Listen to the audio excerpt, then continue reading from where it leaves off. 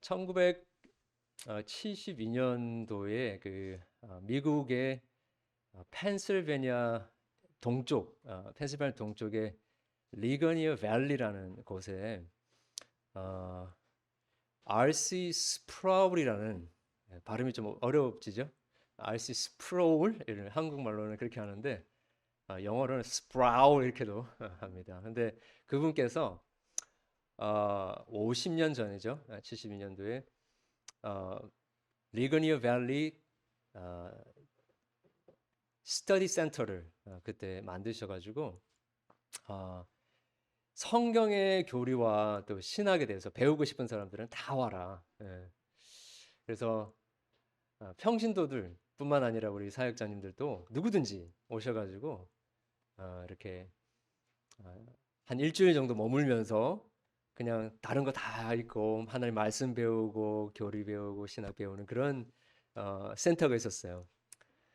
그게 이제 50년이 지난 다음에 지금은 플로리다 올랜도에 여러분 잘 아시는 디즈니 월드도 있고 거기에 이제 리거니어 미니스트리라는 단체가 생겼습니다. 그 단체를 세우신 그 알시 스프로 목사님이 제가 아주 존경하는 목사님이고 어릴 때 제가 대학교 때 대학교 캠퍼스에서 제가 고신대학교를 졸업했는데 고신대학교에서 그분의 책을 읽으면서 야, 지금까지 저에게 기독교에 관한 신앙의 교리를 이렇게 쉽게 그리고 명쾌하게 설명해 주시는 분이 있었다라고 한다면 제 인생이 좀 일찍 변화됐을 것 같다는 생각을 했었어요. 그러면서 앞으로도 이런 분이 되면 좋겠다라고 했는데 저는 왜 그런 분들이 한국 교회에 한국에 없나라는 생각을 했어요. 그렇게 하다가 제가 어느 날 어, 페이스북으로 우리 신호선 목사님을 알게 됐어요. 그리고 나서 이렇게 쭉 제가 팔로우를 하는 가운데 목사님의 설교도 들어보고 또 강의도 하시는 걸 이렇게 알게 되고 책도 이렇게 접하게 되고 그러면서 한국에 알시스 프로 같은 목사님이 없는 게 아니구나. 여기 계시구나.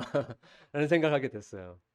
그러면서 지난 3월에 저희 매년 그 연중 컨퍼런스를 하는데 한 6천 명 규모 성도님들이 오셔가지고 한 3일 동안 자녀들도 오고 80 넘은 오인들도 오시고 그래가지고 그 컨퍼런스를 합니다. 근데 그때 이제 한국 이제 사역이 시작이 되면서 꼭 몇 분을 좀 모시고 싶다라는 생각이었는데 제 1번 타자로 저는 신호서 목사님께 연락을 드렸는데 마침 또 흔쾌히 교회에서 우리 올고든 교회에서 허락을 해주셔가지고 오셨어요. 방문을 해주셨는데 너무 귀한 교제를 나누게 되었고 저는 신 목사님 담임하시는 교회에 꼭 한번 와보고 싶다, 예배드리고 싶다 했는데 또 이렇게 강단까지 이렇게 불러주셔가지고 실제는 저 몰랐습니다. 좀 부담스럽긴 한데 너무 당회와 또 우리 교회에 감사드리고요. 제가 사실은 오전에 다른 교회를 섬기고 이렇게 왔는데 지금 제가 약간 천국에 와 있는 것 같은 느낌이 또 좀 들어요. 왜냐하면 한국에 이런 교회가 또 있을 수 있을까? 제가 여러 뭐 큰 교회, 작은 교회 다녀봤지만 이렇게 그 성도님들 같이 함께 우리 자녀들도 있고 또 우리 연세 있으신 분도 있고 정말 한 마음이 돼가지고 이렇게 오후 예배도 이렇게 드린다라는 게 야, 이 한국 교회 이게 요즘에 있을 수 있나 그런 생각이 들 정도예요. 그리고 이렇게 한 분 한 분 이렇게 아까 찬양하면서 이렇게 보는데 뭐 저는 영감 뭐 이렇게 하나의 음성 듣고 이런 거 아닌 그런 사람 아닌데 정말 한 분 한 분 이렇게 약간 새벽 별 같다는 느낌이 들었어요. 초롱초롱 하시고 지금 점심 식사하시고 이렇게 조금 굉장히 좀 힘든 그런 시간일 텐데도 이게 정말 이렇게 어, 너무 이렇게 깨어 있고 뭐 이렇게 그 반짝반짝거리는 모습이 새벽별 같다는 그런 좀 생각이 들었어요. 빈말로 하는 말이 아니라 진짜로 그렇습니다. 그래서 이렇게 좀 신선한 좀 충격과 또 이게 정말 천국에서 지금 내가 있는 게 아닌가라는 약간 좀 비현실적인 그런 감정 속에서 여러분하고 말씀을 이렇게 나누게 되었습니다. 저는 강주영 목사고요. 참 또 다른 존경하는 한 목사님, 한국의 목사님 중에 잘 모든 분들이 다 존경하시는데 박윤선 목사님이란 박사님이란 계십니다. 아실 것 같아요. 어, 어, 그분이 적으신 그 계시 의존 사색이라는 그 타이틀의 이 글을 쭉 읽어가는데 첫 한두 페이지를 넘어가는데 이 더 이상 넘어가지를 않더라고요. 근데 그 책에서 이런 이야기를 하십니다. 자율주의는 그래서 계시 의존 사색에 반대되는 개념으로 자율주의라고 하는데요. 자율주의는 하나님을 절대의 주님으로 알지 않는 동시에 주님으로 알지 않는 동시에 하나님을 무시하고 나가는 사색이다. 요즘에 사색이라는 말을 잘 안 쓰죠, 그죠? 근데 굉장히 고상한 표현인 것 같아요. 사색. 그냥 생각만 하는 게 아니라 삶을 살아가는 어떤 철학 그런 거라고 할 수 있겠죠. 이 인간의 자율주의에 의지하여 우주를 참되이 알고자 하며 하나님을 찾아보고자 하는 것은 이 자율주의 의지해 가지고 이 세상의 원리, 이 세상의 이치를 알고자 하는 것은 편견 없는 중립 태도를 취하는 행위가 아니다. 좀 과학을 하시는 분들, 이렇게 좀 엔지니어링 하시는 분들은 조금 마음이 불편하실 수도 있는 말인 것 같아요. 편견 없는 그런 중립 태도가 아니다. 그것은 진리에 대한 큰 반역을 일으킨 무서운 편견이다라고 이야기를 하십니다. 그 이유는 이 유신론이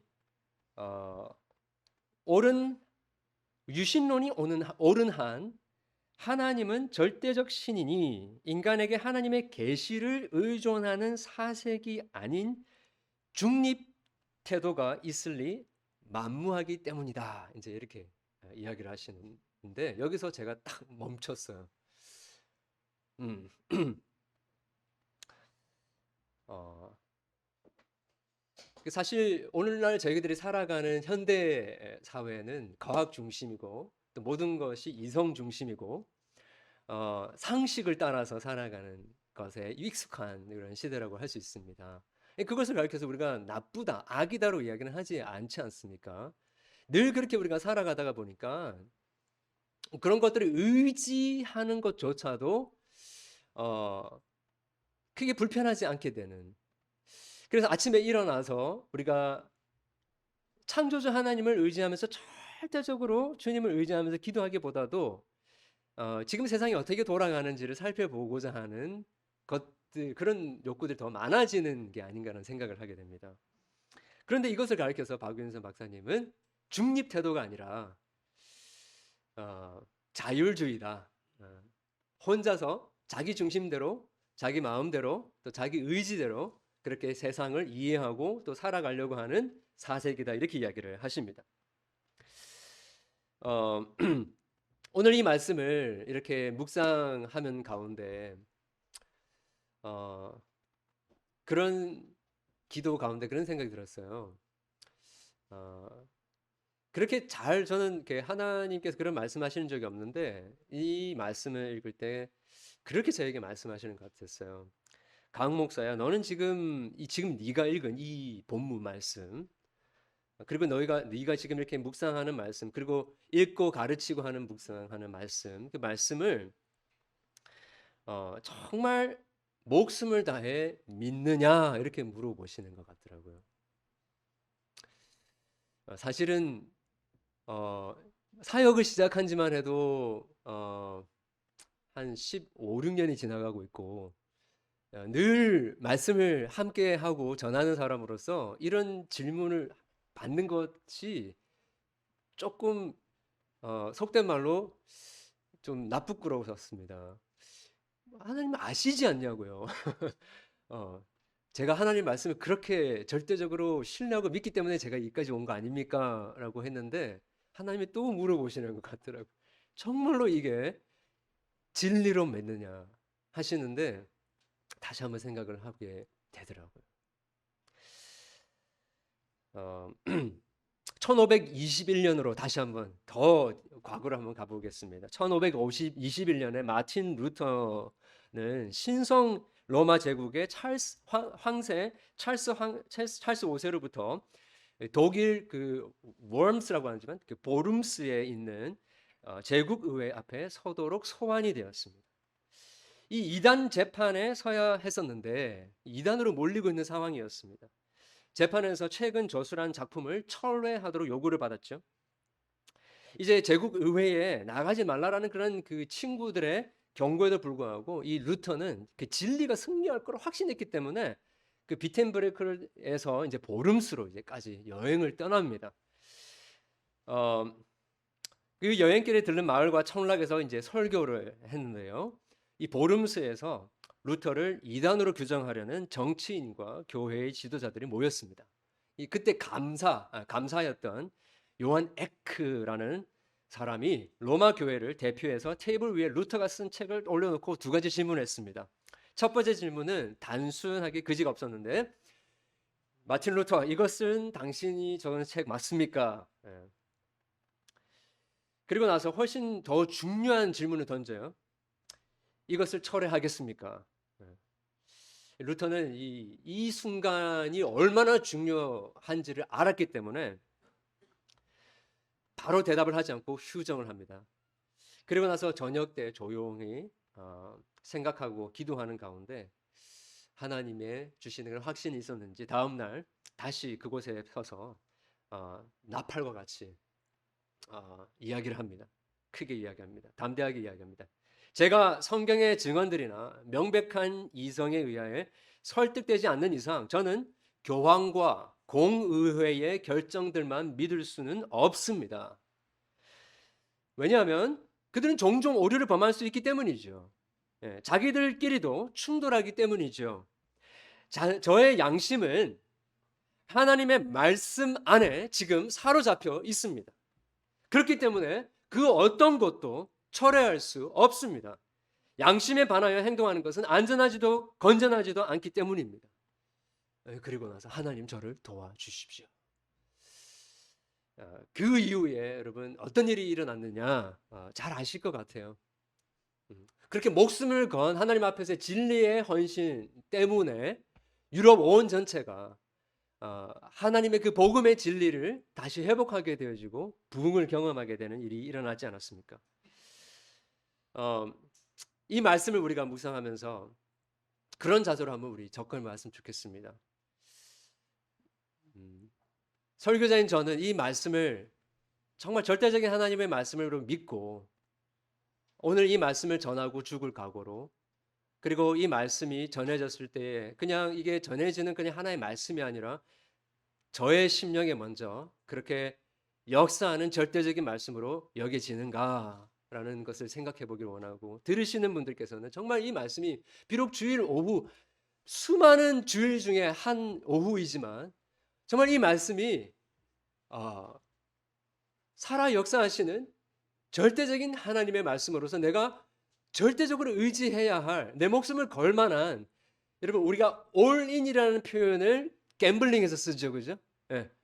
다른 걸 이렇게 돈이나 뭐 자기 그 패를 숨기고 있는 것이 아니라 자기가 가지고 있는 그 패가 정말 절대적으로 좋을 것 같기 때문에, 완전히 승리할 수 있을 것 같기 때문에 모든 전 재산을 거는 게 올인 아닙니까, 그죠? 그 올인하는 마음으로 이 하나님의 말씀을 내가 대할 것인가라는 생각을 하면서 우리 같이 한번 접근을 했으면 좋겠습니다. 이런 진리의 권위의 관점에서 오늘 이 오병이어의 사건은 우리에게 이렇게 파워풀하게 다가오는 것 같아요. 이 본문에 그 큰 무리가 예수님을 따랐다고 되어 있는데 그 이유를 보니까 표적을 보았음이라라고 이야기하고 있습니다. 많은 사람들이 예수님을 따랐는데 그 이유가 예수님께서 행하신 그런 여러 가지 놀라운 기적들, 역사들, 표적들을 보았기 때문에, 뭔가 예수님께 가면, 예수님의 가르침을 들으면 거기 안에 뭔가 위대한 하나님의 역사를 경험할 수 있을 것 같아서 갔다라는 거죠, 그죠? 다른 말로 이야기하자면 예수님이 말씀하신 그 진리의 권위에 사로잡혀서라기보다도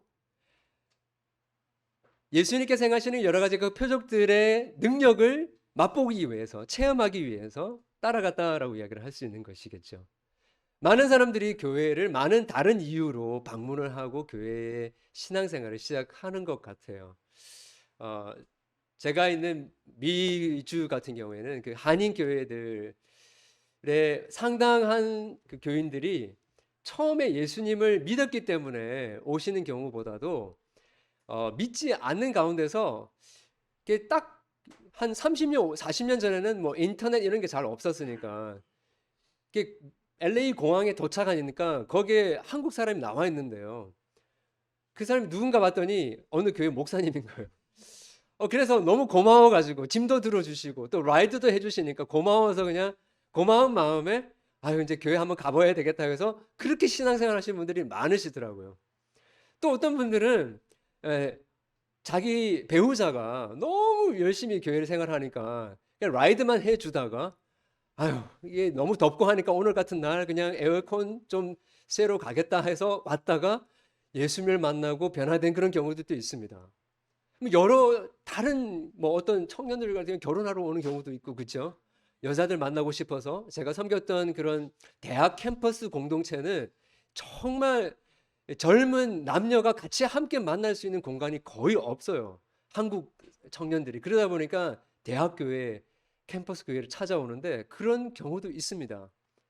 어찌됐든 간에 다양한 이유로 예수님께 오는데 모든 사람들이 정말 예수님을 만나고 가는지는 좀 의문인 것 같아요.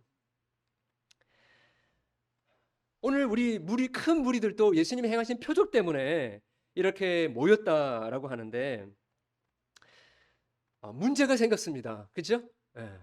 이제 시간은 지나가고 이 많은 사람들 5천 명이라고 했지만 남자만 5천 명이니까 아이들까지 다 합치면 또 여자들 5천 명, 아이들 5천 명 하면 한 15,000명, 2만 명이 될 수도 있는 인구잖아요. 그죠? 이 많은 사람들을 어떻게 해서 먹이고 또 이렇게 사역을 계속 할 수 있을까라는 질문이 생기게 된 거죠. 근데 사실 우리 본문에 보게 되면 이렇게 말씀하십니다. 6절 한번 볼까요?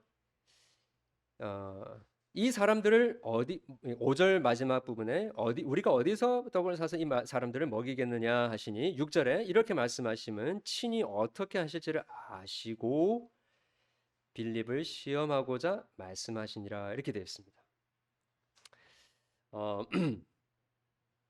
사실 예수님께서 이 많은 사람들을 어떻게 먹일지를 몰라서가 아니라 아시고 빌립을 시험하고자 제자들을 시험하고자 이렇게 질문을 하셨더라고요. 사실 여러분 그 15,000명을 먹이는 게 뭐 그렇게 대수겠냐라고 생각하실 수 있겠지만 제 가족은 5명이에요. 저랑 합쳐서 5명인데 이번에 미국에서 한국으로 여행을 왔는데 그 저희가 두 번째 숙소로 옮기니까 거기는 정말 아무것도 없더라고요. 예, 밑반찬도 없고 쌀도 없고 정말 아무것도 없는데 제가 평생에 그런 걱정 해본 적이 없는데 정말 이 5가족을 어떻게 먹일까. 근데 차도 없고 이걸 어떻게 될지를 모르겠더라고요. 그런데 여러분 10명만 돼도 서로 밥을 누가 사야 되냐 걱정하시죠, 그죠? 그런데 이거 50명, 100명이 되면 이게 보통 일이 아닙니다, 그죠? 근데 15,000명이면요, 이건 정말 큰 일입니다. 예수님의 권위가 한꺼번에 무너질 수 있는 예수님의 사역 순간일 수도 있을 것 같아요. 이 상황 속에서 예수님은 아셨어요. 어떻게 해결할지를 아셨음에도 불구하고 빌립에게 물어보셨습니다. 왜요? 시험하시기. 우리 인생에 여러 가지 문제가 벌어질 수가 있죠. 오늘 요즘과 같은 갑자기 인플레이션이 일어나고 또 물가가 치솟고 에너지 가격이 상승하는 이때 또 모든 주식이라든지 여러 가지 경제가 다운하고 있을 때 위기감이 올 수 있습니다. 난데없이 사랑하는 가족이 암 말기라고 선포를 받을 수도 있죠. 기대치도 않았던 자녀가 장애가 걸릴 수도 있습니다. 부모님이 사고를 당하실 수도 있고요. 그렇죠? 믿었던 남편의 직장도 갑자기 해고를 당할 수도 있습니다. 삶의 여러 가지 그런 예기치 않았던 어려운 순간들이 갑자기 우리 가운데 벌어질 때 저희들은 그렇게 생각하기 쉽죠, 그죠? 하나님 왜 이런 일이 우리에게 벌어집니까? 라고 이야기하기 쉽습니다. 그런데 우리는 이때 이 본문을 통해서 알게 되는 귀중한 진리가 있는데 하나님은 다 아신다라는 거죠. 예수님께서는 다 아시고 우리를 시험하고자 어떻게 이들을 먹일까? 라고 질문을 하실 수 있다라는 것입니다. 때로는 막 죽을 것 같은 심정이 들 때도 있습니다. 이번에 한국을 방문해 보니까 한국이 너무너무 발전한 것 같아요. 한 5년 전에 방문을 했긴 했는데 그때는 2주 정도만 이렇게 짧게 방문했기 때문에 제대로 돌아볼 수 있는 상황이 안 됐었는데 이번에는 2달을 이렇게 오게 되었기 때문에 여러 군데를 돌아보면서 제가 알고 있었던 한국이 더 이상 아니더라고요. 이건 정말 너무너무 발전한, 너무너무 살기 좋은 그런 한국을 이렇게 경험하게 되는데, 어, 반면에 OECD 국가 중에서 15년 동안 계속해서 1위를 하고 있는 거 여러분 뭔지 아시죠? 네. 자살률, 이혼율. 그렇게 고속 성장을 하는 이면에 우리 한국 사회 안에 또 한국 사람들의 정서 속에 이전에 던지지 못했던 그 질문들 속에 너무나도 깊은 공허함과 두려움, 공포, 어, 앞 미래에 대한 불확실성 때문에 생겨나는 여러 가지 두려움들이 우리에게 있다라는 것을 알게 돼요. 이럴 때 예수님께서 우리에게 물어보시는 것 같아요. 어떻게 이들을 먹이겠느냐? 어디서 떡을 사서 이 사람들을 먹이겠느냐? 지금 어떻게 해결할지 모르는 우리의 가정의 문제들, 또 우리의 건강의 문제들, 우리의 진로의 문제들, 정말 어떻게 회복해야 될지 모르는 그 우리의 깨뜨려진 그 관계의 문제들, 그것들 향해서 오늘 예수님께서 우리에게 물어보시는 것 같아요. 어디서 떡을 사서 먹이겠느냐? 너희들의 자녀들의 문제, 배우자의 문제, 어디서 떡을 사서 이 사람들을 먹이겠느냐 하는 것 같아요. 여러분들 어떻게 대답하시겠습니까? 거기에 대해서 빌립이 대답한 것이 나오죠. 200데나리온 정도의 돈이 필요합니다. 얼른 가가지고 지금 계산기를 두드려 본 거죠, 그죠? 200데나리온 하면 좀 실감이 잘 안 나실 것 같은데요. 그때 당시 오늘날로 이야기하면 그 미들 클래스 연봉, 그 연봉의 8년치라고 합니다. 이 200데나리온이.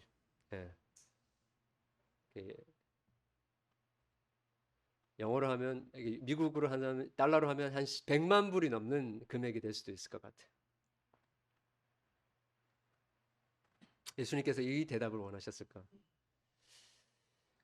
반면에 안드레는 어떻게 대답합니까? 우리 구절을 보니까 보리떡 5개와 물고기 2마리가 있는데 이것이 많은 사람에게 얼마나 되겠습니까? 라고 대답을 해요.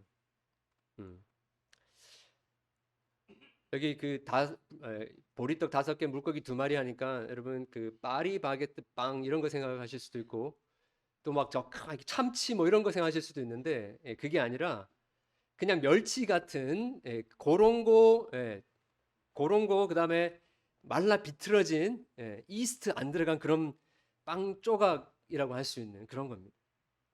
이거 가지고 뭘 하겠습니까? 이게 얼마나 되겠습니까? 하는 거죠.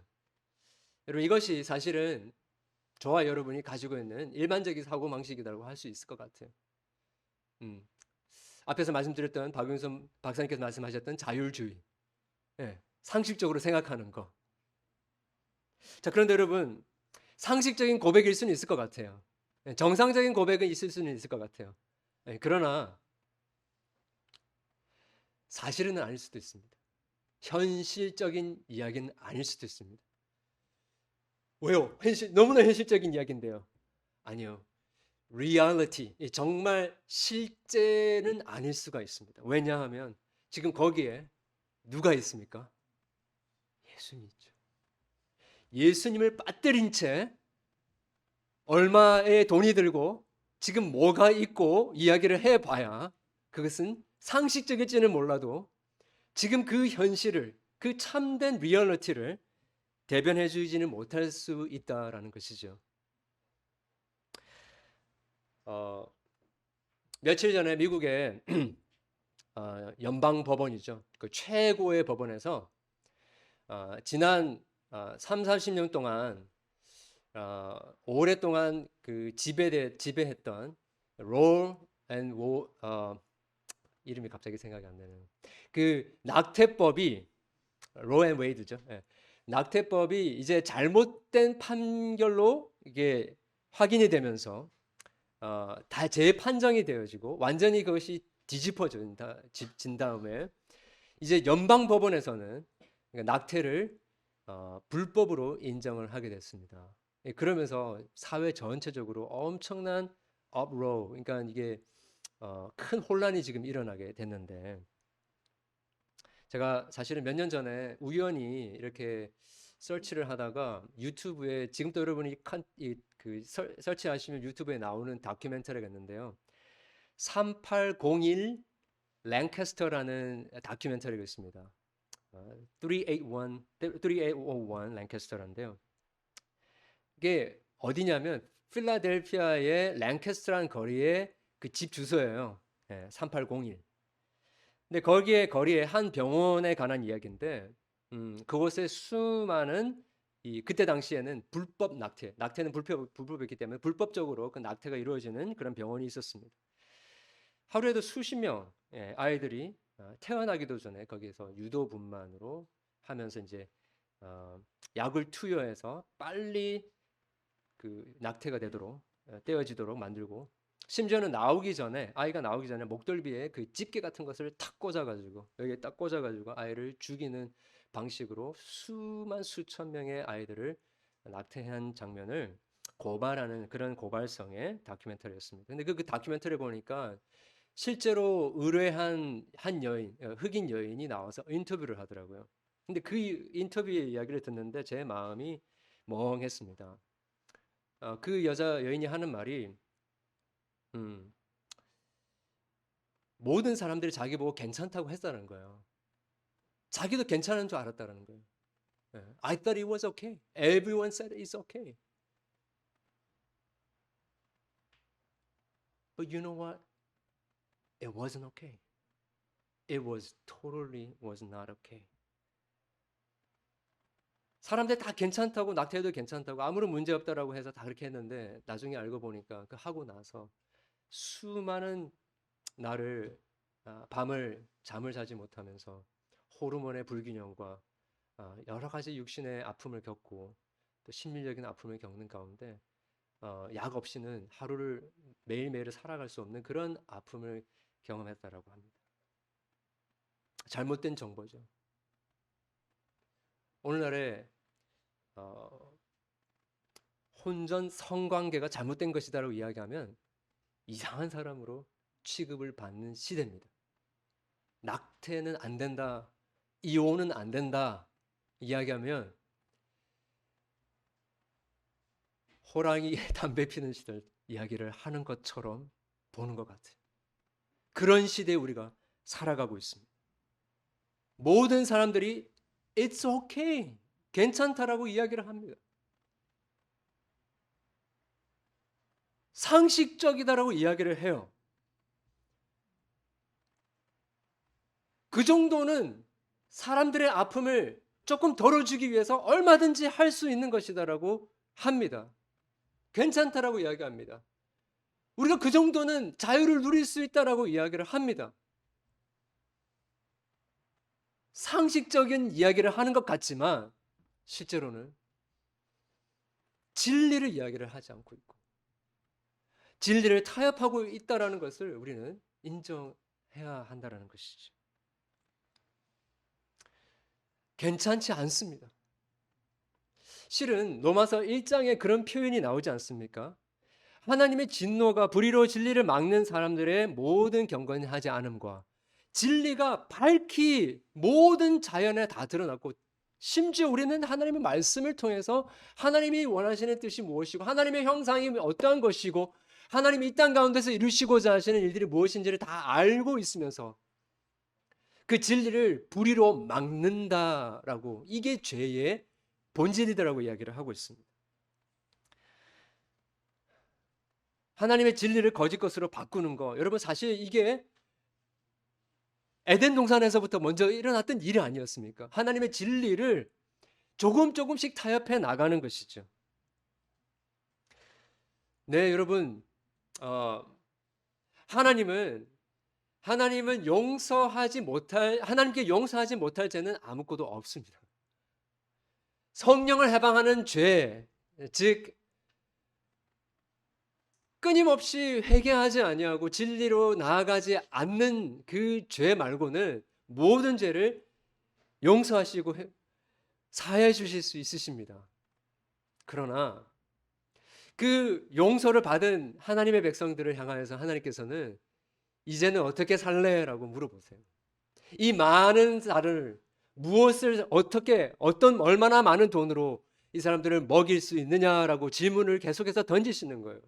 우리의 삶 속에 여러 가지 결핍들, 기대치 않았던 일들이 벌어지는 그런 상황들 속에서 이제 너희들 어떡할래? 라고 계속해서 물어보시는 거예요. 그냥 우리가 예수님 믿고 구원받고 천국 가면 되는데 왜 자꾸 물어보시느냐? 나의 말씀, 나의 진리가 너희들에게 어떤 것이냐라고 계속해서 물어보시는 것이죠.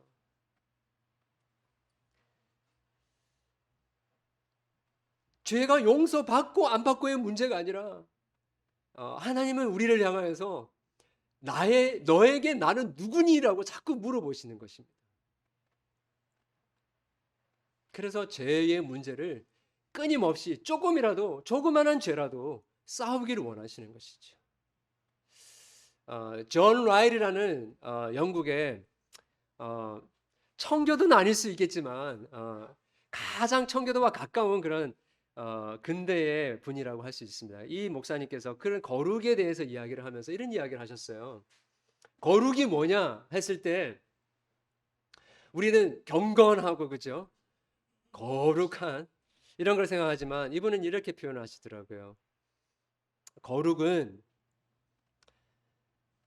한 사람이 거룩한지를 어떻게 알려고 알 수 있냐면 그 사람이 얼마나 죄에 민감한지를 보면 알 수 있다라고 이야기를 하시더라고요.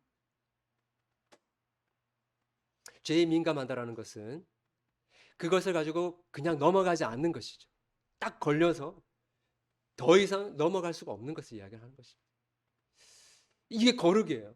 누가 거룩한 사람이냐면 조그마한 아주 세세한 그런 죄까지도 너무나도 중요하게 생각하는 그것을 가리켜서 거룩한 사람이라고 하는 것입니다. 하나님은 그렇게 우리에게 물어보시는 것 같아요. 네. 그것 좀 하면 되겠지가 아니라 하나님께서 이 세상을 창조하시고 저와 여러분을 하나님의 형상으로 만드셨을 때에 의도하지 않은 부분들이 우리 가운데 보여지는 때에 이제 구원받은 하나님의 백성들 안에 그러한 모습들이 보여질 때에 조그마한 것이더라도 그것을 가지고 씨름하기를 원하신다는 것이죠. 고민하기를 원하신다는 것이죠. 그냥 괜찮아 하면서 그냥 넘어가기를 원하지 않으신다는 것입니다. 비록 그것이 순간적으로 손해를 보는 것 같고 내 삶에 여러 가지 도전들이 있기 때문에 도저히 내가 그거는 선택 못하겠다 할지라도 하나님께서는 물어보시는 거예요. 어떻게 할래? 너 내가 사랑하는 자녀 맞지? 빛의 자녀 맞지? 물어보시는 것 같아요. 그래서 이거는 율법, 하나님의 계명을 지키고 안 지키고의 문제가 아니라 하나님의 사랑받는 자녀로서 우리의 마음이 통째로 다 바뀌어 있기 때문에 하나님은 끊임없이 그 변화된 우리의 모습을 확인하기를 원하신다라는 거예요. 한 번은 괜찮지가 않습니다. 한 번이 두 번이 되고요. 그것이 삶의 습관이 되어버려 침륜에 빠지는 상태로 빠질 수 있기 때문에 하나님께서는 계속해서 우리를 향해서 경고하시고 계십니다. 이것은 하나님을 의지하는 사상이 아니고 우리의 상황 가운데 계시는 하나님을 보지 못하는 것이고 내 생각을 의지하는 자율주의고 교만이요 내가 신이 되는 것이기 때문에 하나님께서는 자율주의로 살지 말고 계시 의존 사색으로 살아라라고 이야기를 하고 계시는 것입니다.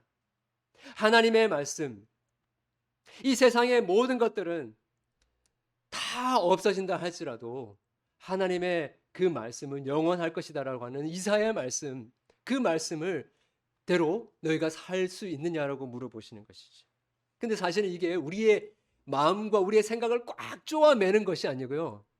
근데 답답해. 그렇게 이야기하면 어떻게 살 수 있어요? 라고 하실 수 있는데 그것이 아니라 예수님께서 말씀하신 것처럼 진리는 너희를 자유케 할 것이다 라고 하셨잖아요.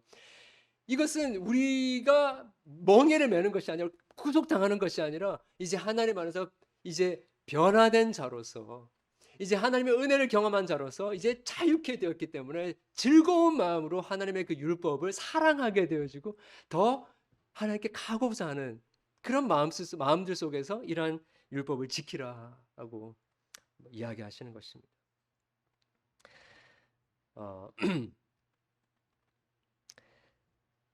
사실은 제 세 자녀가 있습니다. 아들, 딸인데요. 13살, 14살, 12살, 8살입니다. 그런데 첫째 애가 태어나고 나서 너무 행복하게 아이가 귀엽고 아름다운 그런 가정을 이루고 있었는데 둘째가 이제 태어나게 됐어요. 그래서 또 다른 어떤 아이가 태어날까 되게 궁금해하고 또 기대가 많이 됐습니다. 첫째 아이랑 너무 사이좋게 지낼 것 같아가지고. 근데 3개월 딱 되는데 스크리닝을 검사를 했는데 뭔가 좀 이상하다고 하는 거예요, 의사가. 그래서 조금 더 자세하게 검사를 했으면 좋겠다. 그래서 그 큰 병원에 가서 검사를 했더니 어, 이 아이의 염색체에 문제가 있다라는 거예요. 예, 그러면서 그 초음파 그 검사한 사진을 이렇게 보여주시더니 이 아이가 다운 증후군이다라고 이야기를 하는 거예요. 조금 놀랐어요. 이 다운 증후군 제가 알고는 있었지만 정확하게 어떤 건지는 몰랐는데 그 얘기를 듣고 그게 뭐예요? 이렇게 물어보니까 설명 쭉 해 나가시는데 이 다운 증후군 아이들은 오래 살아봐야 40살이면 많이 사는 거라고 이야기를 하고 지능이 최고로 발달해봐야 8살 정도라고 이야기를 하더라고요. 그 외에 심장병은 그 가장 흔한 병이고 그 외에 여러 가지 합병증, 신장, 이 타이로이드 호르몬 여러 가지 문제들이 있다고 하더라고요. 그 얘기를 딱 듣는데 앞이 좀 깜깜해지면서 저희 아내도 그렇고 저도 왜 하나님 저희들에게 이 아이를 주셨습니까? 라는 질문이 들기 시작을 하더라고요. 한 달 동안 그냥 기도하기로 했어요. 그 사이에 여러 가지 질문들이 막 제 머릿속을 지나가는데 아내랑 막 지나가는데 이 아이를 그냥 지우고 다시 시작을 할 수는 없을까? 하나님, 이 아이가 태어나면 이 아이의 인생은 어떻게 되고 저와 아내의 인생은 어떻게 되며 우리 그 형과 동생의 다른 형제들의 인생은 어떻게 됩니까? 답이 잘 안 나오는 거예요. 이 아이가 태어나면 예수님을 믿고 구원을 받을 수는 있습니까? 정말 낙태를 하면 용서받지 못하는 죄가 되는 겁니까? 이런 사실은 사역자였기 때문에 저에게 그런 일이 벌어지기 전 당연히 하나님이 장애 아이를 주시면 당연히 아이를 낳아야지라고 생각을 하고 있었어요.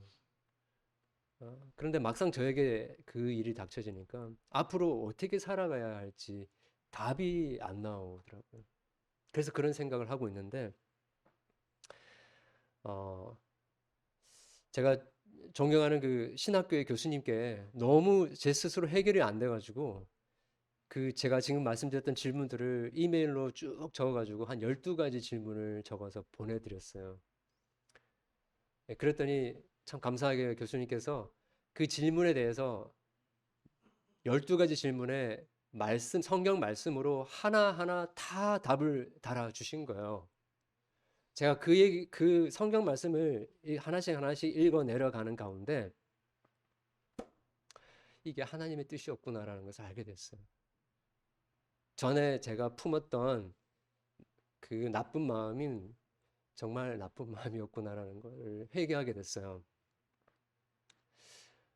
그 중에 하나가 예를 들자면 시편 139편에 여호와께서 나를 지으셨다. 태중에 나를 지으셨다라는 표현이 나오잖아요. 근데 그게 영어로 보니까 이게 어떤 말이냐면 영어로 neat라는 말이 있잖아요. 그죠? 우리가 실을 짜듯이 하나님께서 아이들을 태중에 심으실 때 그 모든 장기와 모든 것들을 털실을 짜듯이 그렇게 짰다라는 표현을 하시는데 이게 그냥 우연히 이런 일이 생긴 것이 아니라 하나님께서 그렇게 지으신 거구나, 뜨신 거구나. 근데 어떻게 이런 아이를 내가 낙태를 시킬 수 있느냐 확신이 들더라고요. 그러면 그 아이를 키우는 동안에 벌어질 여러 가지 문제들, 우리 가정의 문제, 경제의 문제 어떻게 해결해야 되나 그러는데 다 아는 말씀이죠. 아무것도 염려하지 말고 아무것도 염려하지 말고 오직 모든 일에 기도와 간구로 너희 구할 것을 감사함으로 하나님께 아뢰라.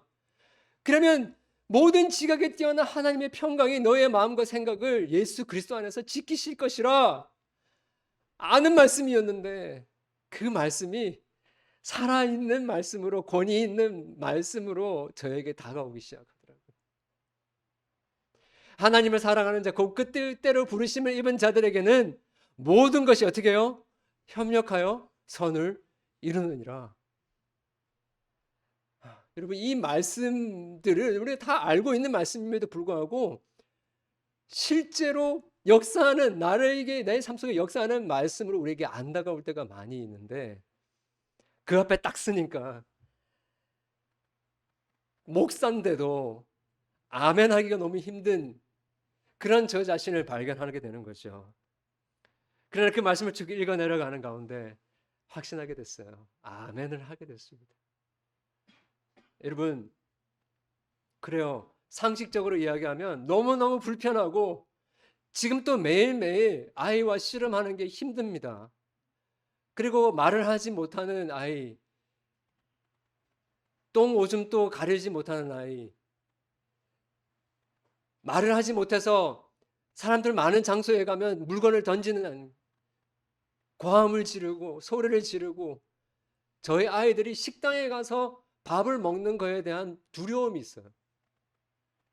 저희 아내는 지금 공황장애입니다. 하루하루가 너무 잠을 못 자는 그런 생활을 하고 있지만 이것이 하나님의 계시의 말씀이고 그 말씀으로 분명히 약속해 주셨어요. 내가 다 책임져 주겠다. 합력하여 선을 이루어 주겠다. 이 아이의 생명은 나의 생명이다. 그런데 거기에 무슨 대답을 우리가 하겠습니까? 무슨 질문을 던지겠습니까? 계시, 의존, 사색으로 살아가는 삶의 영광이요, 주님을 예배하는 매일의 삶이라는 것을 말할 수밖에 없습니다. 여러분, 우리가 다 알다시피 그 결론, 이 본문의 결론을 우리가 잘 알고 있지 않습니까? 그 15,000명, 2만 명이 되는 사람들이 먹고도 수많은 광주리가 남았어요. 여러분, 사실 별거 아니, 우리가 이 기적을 많이 들어서 별거 아닌 것처럼 생각할 수도 있는데요. 이 고대 근동에 15,000명, 2만 명이 모이는 때도 거의 없었어요, 사실은. 그런데 그때 당시에 15,000명, 2만 명이 동시에 이 배부르게 먹고도 남는 일이 일어났다라는 것은요, 이 15,000명, 2만 명이 증인이잖아요, 그죠? 이러한 일들은 고대 근동의 역사 속에서 찾아볼 수 없는 최대의 역사였습니다. 이러한 일들이 그곳에 일어났는데 왜 예수님께서 이 궤적을 보여주셨을까요? 여러분, 예수님이 특별히 요한복음에 나오는 그 기적들 있잖아요. 예수님께서 이 땅 가운데 보내주신 그 기적들은 어떤 것이냐면 하나님의 그 나라가 이제 예수님 오심으로 말미암아 임하였는데, 하나님의 나라가 임하면 어떤 일이 벌어지는지를 보여주시는 거예요. 마치 여러분 영화를 보기 전에, 전편 영화를 보기 전에 뭐를 봅니까? 예고편, 트레일러를 보듯이 예수님께서 딱 오셔서 병자들을 고치시고 그 다음에 이 5,000명, 15,000명, 2만 명을 먹이시는 기적을 보여주시면서 뭘 이야기하고 싶었어요? 내가 임하게 할 그 하나님의 나라는 더 이상 굶주림이 없고 육신의 굶주림뿐만 아니라 영혼의 굶주림, 마음의 굶주림도 없는 그런 나라일 것이다. 이다. 내가 생명의 떡이다라고 이야기를 해주고 싶으셨던 것이죠. 있을 수 없는 일이 일어났습니다. 여러분, 지금 제가 말씀드리는 건요, 예수님 믿으면 복 받습니다라는 그런 어떤 미신적인, 그런 기복적인 그런 말씀을 드리는 것이 아니라 이것은 현실입니다. 이것은 실제이고요. 믿음은 일어날까 안 일어날까라는 그런 막연한 것에 대한 어떤 우리의 wish, 어떤 바람이 아니고요. 믿음은 우리가 잘 알고 있듯이 바라는 것들의 뭐요? 실상. 이 단어는요, 리얼리티입니다. 실제라는 말이에요. 그리고 보이지 않는 것들의 증거다라고 이야기를 하고 있습니다. 여러분, 증거는 뭡니까? 그냥 애매모호한 것이 아니라 확실한 것을 본 것에 대한 증거 아니겠습니까? 증인 아닙니까? 여러분, 하나님의 나라는요, 반드시 임하게 될 것이고, 예수님께서 일어나라고 하면 일어나고요, 살아나라면 살아나고, 5,000명이 먹게 될 것이다라고 하면요, 먹게 되는 것입니다. 우리의 삶의 여러 가지 한계들, 여러 가지 문제들, 이런 것들은 하나님께서 우리에게 시험하시는 것입니다. 아시고 모든 상황들 속에서 예수님께서 이제 다시 임하게 될 그 날에 그 천국의 리얼리티, 그 현실을 우리에게 가지고 오실 텐데 조금만 기다리지 않을래? 라고 이야기하시는 것 같아요. 그건 사실이야. 의심하지 마. 계시 의존 사색으로 살아가지 않을래? 라고 우리에게 이야기를 하시는 것입니다. 저는 왜 이렇게 풍성한 기적을 베풀어 주실까? 15,000명, 2만 명이 넘는 그 사람들이 먹고도 남을 만한 것들을 주셨을까 생각해 봤을 때, 여러분, 좀 하나님은 약간 좀 지나치신 면이 있는 것 같아요. 왜 그러냐면요, 제가 이런 생각 안 해봤는데 딱정벌레 아시죠, 여러분? 비틀스. 딱정벌레가 이 세상에 몇 종류가 있는지 아세요? 제가 이걸 때문에 찾아봤어요. 2,000종이 있대요. 2,000종.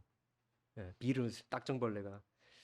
그리고 새는 몇 종류가 있냐면요, 10,000종류가 넘는데요. 그냥 하나만 만들으셔도 되는데 왜 10,000종류를 만드셨을까? 물고기 33,600종, 나무가요 6만 종이래요. 6만 종. 꽃 40만 종이래요. 여러분, 자연을 보시면서 관광을 하실 때 이런 거 보셔야 돼요. 어떻게 이렇게 많은 종류가 있을까? 여러분, 왜 하나님께서 그러셨을 것 같으세요? 하나님은요, 좀 지나친 익세시브한 분이신 것 같아요. 좀 지나치신 것 같아요. 너무 풍성하신 것 같아요. 그 창조력이 너무나 풍성하신 것 같아요. 왜냐? 하나님과 저와 여러분, 하나님의 형상을 가진 저희들이 그 자연을 바라보면서 풍성하게 누리시기를 원하시는 거예요. 그 아름다움을 누리시기를 원하시는 거예요. 우리 하나님 째째한 분이 아니라 그냥 요 길로 가면 요렇게만 해주시는 분이 아니라 하나님께서 이루시는 그 하나님의 나라는요, 정말 풍성한 나라라는 것입니다. 그냥 겨우 먹고 버틸 정도만 주시는 것이 아니라 정말 풍성하게 먹고도 남을 정도로 15,000명, 20,000명이 아니라 수천, 수억 명이 먹어도 남을 만한 그러한 어마어마한 복을 우리에게 주실 수 있는 분이시죠. 그게 예수님 안에 있습니다. 예수님이 이루실, 오게 하실 하나님의 나라에 있습니다. 우리는 이제 여기서 뭘 하면 되냐고요? 빌립처럼 계산하고 안드레처럼 세상의 여러 가지 조건들 가지고 요거 할 수 있을까요? 저거 할 수 있을까요? 질문을 던지는 것이 아니라 예수님이 거기에 계시는 것 때문에 나의 현실은 너무 아무리 우물해 보인다 할지라도, 앞이 보이지 않는다 할지라도 주의 말씀이 그렇다고 그러면, 우리에게 약속해 주셨다고 한다면 그것이 이루어질 줄 믿습니다라고 하면서 나아가는 것. 그것이 이 계시, 의존, 사색, 즉 천국 백성들이 살아가는 삶의 방식이다라고 이야기를 할 수 있겠습니다. 이러한 은혜로, 이러한 믿음으로 하루하루 살아가시면서 주님 오실 때까지 여러분 귀한 믿음의 경주 마칠 수 있기를 주님의 이름으로 축원합니다.